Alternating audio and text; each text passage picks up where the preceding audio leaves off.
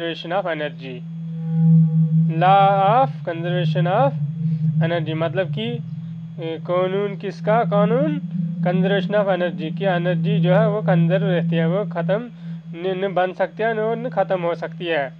It state that ये बताता है the energy can neither be created nor destroyed कि एनर्जी जो है वो न क्रिएट होती है और न डिस्ट्रॉय हो सकती है।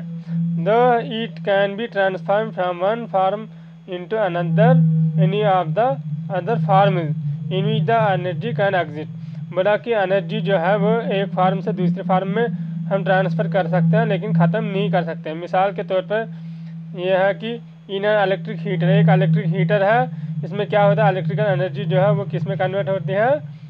हीट एनर्जी में। बल्ब में जो है इलेक्ट्रिकल एनर्जी लाइट एनर्जी में कन्वर्ट होती है, एलईडी में इलेक्ट्रिकल एनर्जी लाइट एनर्जी में कन्वर्ट होती है।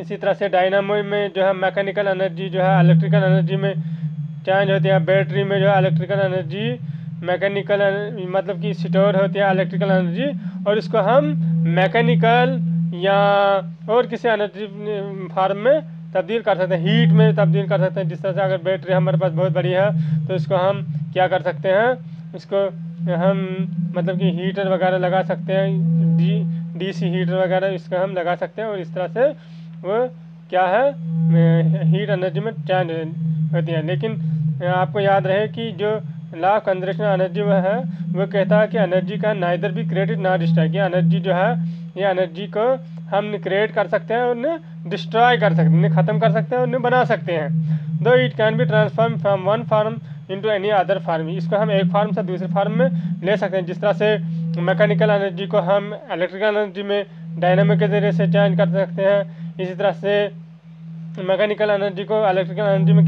किससे चेंज कर सकते हैं? जनरेटर है ना, इसमें क्या होती है, इसमें एक कॉइल होती है और मैग्नेट होता है, और जब कॉइल और मैग्नेट आपस में फ्लक्स चेंज करते हैं, मैग्नेटिक फ्लक्स जब चेंज होता है उससे क्या बनती है? Electrical energy. इसी तरह से बाकी फॉर्म ऑफ एनर्जी, जिस तरह न्यूक्लियर रिएक्टर है या न्यूक्लियर बम है, इसमें क्या होते हैं, इसमें न्यूक्लियर एनर्जी जो न्यूक्लियस के अंदर जो स्टोर एनर्जी होती है, जो मास डिफेक्ट की वजह से होती है, वो करते हैं, वो चेंज होते हैं हीट एनर्जी में, और हीट एनर्जी को बाद में टरबाइन के ज़रिए से हम इलेक्ट्रिकल एनर्जी में चेंज कर सकते हैं। लेकिन याद रहे कि अगर जब हम एक फार्म से दूसरे फार्म में चेंज करते हैं तो लॉस ऑफ एनर्जी भी होते हैं, और वो लॉस हीट में और किसी चीज़ में हो सकता है। इसलिए हम ये भी कह सकते हैं कि हम हीट इंजन या कोई भी इंजन नहीं बना सकते हैं। Thank you for watching.